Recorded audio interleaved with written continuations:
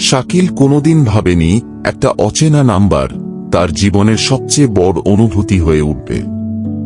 একদিন শাকিলের এক বন্ধু হঠাৎ একটা নাম্বার দিল। হেসে বলল, ফোন করে দেখ, ভালো একটা মানুষ পেয়ে যেতেও পারিস। মজার ছলেই ফোন করেছিল শাকিল। ওপাশ থেকে ভেসে এসেছিল শান্ত একটা কণ্ঠ। হ্যালো, কে বলছেন?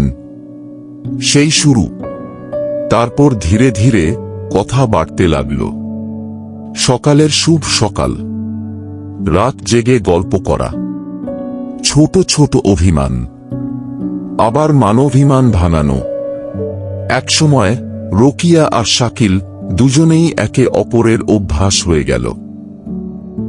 রোকিয়া খুব মন থেকে ভালোবেসে ফেলেছিল শাকিলকে, কিন্তু একটা সত্যি শাকিল লুকিয়ে রেখেছিল। তার বিয়ে হয়ে গেছে। অনেকবার চেয়েছিল সত্যিটা বলতে, কিন্তু প্রতিবার রোকিয়ার মায়াভরা কথাগুলো শুনে থেমে যেত। কারণ সে জানত এই সত্যিটা শুনলে মেয়েটা অনেক কষ্ট পাবে। একদিকে নিজের সংসার, অন্যদিকে রোকিয়ার নিঃস্বার্থ ভালোবাসা। দুইটার মাঝখানে দাঁড়িয়ে শাকিল প্রতিদিন ভিতর থেকে ভেঙে যাচ্ছিল।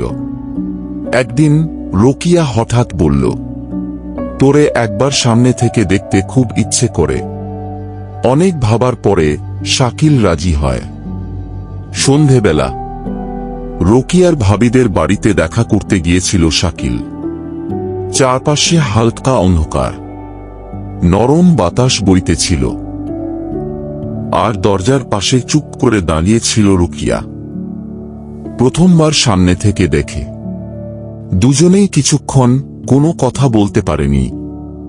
মনে হচ্ছিল অনেক দিনের চেনা কেউ আজ সামনে দাঁড়িয়ে আছে। রোকিয়ার চোখে ছিল শান্তি, আর শাকিলের চোখে ছিল হাজারটা অপরাধবোধ। কথার মাঝখানে রোকিয়া খুব আস্তে বলেছিল, জানিস, তোরে না আমি সত্যি অনেক ভালোবেসে ফেলছি। এই কথাটা শুনে শাকিলের বুকটা কেঁপে উঠেছিল, কারণ সে জানত যে সত্যিটা সে লুকিয়ে রেখেছে সেটাই একদিন সব শেষ করে দেবে। কয়েকদিন পর শাকিল সব সত্যি বলে দেয়।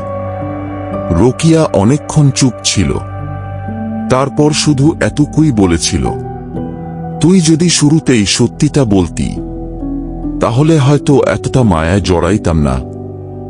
সেদিনের পর থেকে রোকিয়া ধীরে ধীরে দূরে সরে যায়, কিন্তু শাকিল আজও ভুলতে পারেনি সেই সন্ধেটা, ভাবিদের বাড়ির সামনে দাঁড়িয়ে থাকা মায়াভরা মুখটা, আর সেই কণ্ঠটা।